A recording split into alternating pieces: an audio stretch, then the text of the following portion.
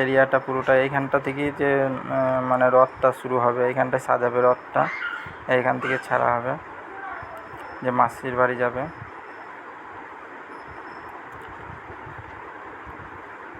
এই যে জগন্নাথ পুরী মন্দির, এইটা দেখার জন্য কত লোক কত জায়গা থেকে আসছে এখানটায় দর্শন করার জন্য। আপনারাও আসতে পারেন। 400-500 টাকায় রুম এখানে পেয়ে যাবেন। 1-2 দিন থাকলে পরে ওই 2000 টাকা মতন খরচা হবে। আপনারা এসে দর্শন করে যেতে পারেন। আর ভিডিওটা ভালো লাগলে সাবস্ক্রাইব করে দেবেন। এইটা মেন মন্দির, এই সামনে এটা এন্ট্রি প্রবেশ দুয়ার যেটা বলে, এখান দিয়ে আপনারা প্রবেশ করতে পারবেন না। আর আপনারা চেষ্টা করবেন বিকাল 5টার সময় আসার, কেন 5টার সময় এই ওপরে যে পতাকাটা আছে সেটা চেঞ্জ করা হয় প্রতিদিন 5টার সময়। তারপর মন্দিরে যাবেন, বিকাল টাইমটা ভালো হবে, 5টার সময় গেট খোলে।